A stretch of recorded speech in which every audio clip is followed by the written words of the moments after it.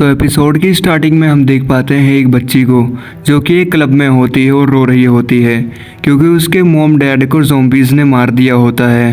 तभी इस क्लब का मैनेजर आके उस बच्ची को चुप कराता है और कहता है कि डरने की कोई बात नहीं, और ये सब इकट्ठे होकर जाके ज़ॉम्बीज़ से लड़ने लगते हैं। और वहीं दूसरी तरफ हम अकीरा को देखते हैं जो कि इसी एरिया में अपने दोस्त केंचो से मिलने आया होता है। और इसके बाद हमें कुछ घंटों पहले का फ्लैशबैक दिखाया जाता है जहां अकीरा को अब काम पे नहीं जाना था और वो अब किसी भी तरीके की दाढ़ी रख सकता है। तो वो एक मार्कर से अपने चेहरे पे दाढ़ी बनाने लगता है, लेकिन उसको बड़ी दाढ़ी पसंद नहीं आती और वो फिर से क्लीन शेव कर लेता है और वो अपनी नोटबुक में से दाढ़ी बड़ी रखने वाली लाइन काट देता है। और उसके बाद अकीरा बोर होने लगता है और सोचता है कि अब क्या किया जाए। और तभी उसके फ़ोन पे किसी का मैसेज आता है, यानी कि सारे सिग्नल्स और कनेक्शंस लौट आए थे और पिछले 3 सालों में उसने किसी भी मैसेज का जवाब नहीं दिया था क्योंकि वो ओवर टाइम में बिजी होने के कारण उसके पास टाइम नहीं होता था और वो अपने किसी भी दोस्तों से भी नहीं मिल पाता था। और अब शायद ही कोई उसका दोस्त इस मुसीबत में ज़िंदा बचा हो। और अकीरा को पछतावा होता है कि वो इतने सालों में अपने दोस्तों से क्यों नहीं मिल पाया। तभी उसको अपने एक दोस्त केंचो की याद आती है और उसे यकीन था कि उसके जैसा लड़का इतनी आसानी से तो नहीं मरा होगा और किसी होटल में किसी लड़की के साथ मज़े कर रहा होगा। और दूसरी तरफ हम अकीरा के दोस्त केंचो को देखते हैं जो कि सच में एक होटल में फंसा हुआ था क्योंकि बाहर ज़ॉम्बीज़ थे और उसने 3 दिनों में सिर्फ पानी ही पिया था। और उसके कमरे में भी एक लड़की थी जो कि ज़ॉम्बी बन चुकी थी और केंचो ने उसके हाथ पैर हथकड़ी से बांधे हुए थे। और तभी केंचो को अपने कॉलेज दिनों की याद आती है जहाँ पे वो अकीरा को देखता है और अकीरा उसकी छोटी छोटी बातों पे भी ज़ोर ज़ोर से हंस रहा था। तभी केंचो के फ़ोन पर अकीरा का कॉल आता है और उन्हें मिले 1 साल हो गए थे। और अकीरा कहता है कि तुम कहाँ हो, मैं तुम्हें लेने आ रहा हूँ। केंचो कहता है कि ये पागलपंती है, यहाँ चारों तरफ ज़ॉम्बीज़ हैं और तुम जिंदा बच के नहीं जा सकते। लेकिन अकीरा को उससे कोई फ़र्क नहीं पड़ता और वो अपनी बुलेट पर बैठ के निकल लेता है।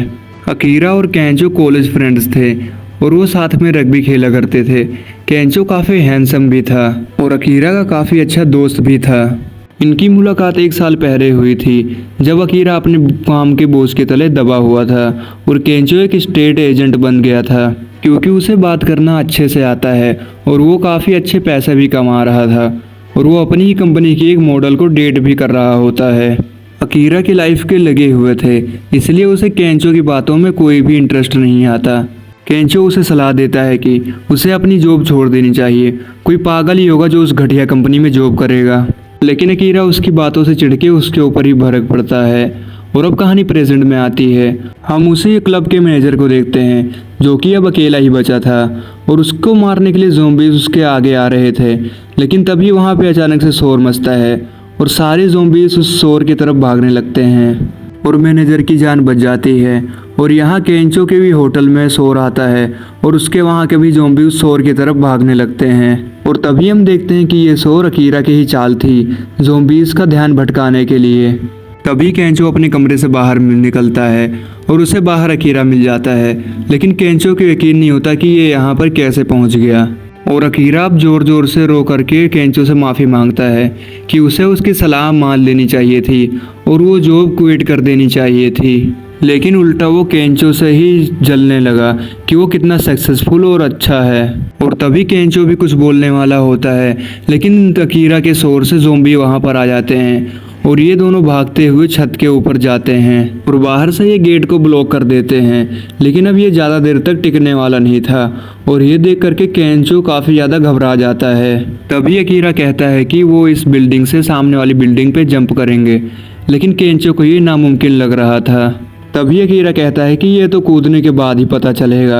और अकीरा वहाँ से एक दौड़ लगा के उस बिल्डिंग के ऊपर जंप कर देता है और वो उस बिल्डिंग पे लैंड हो जाता है, लेकिन उसके सर से खून निकलने लगता है।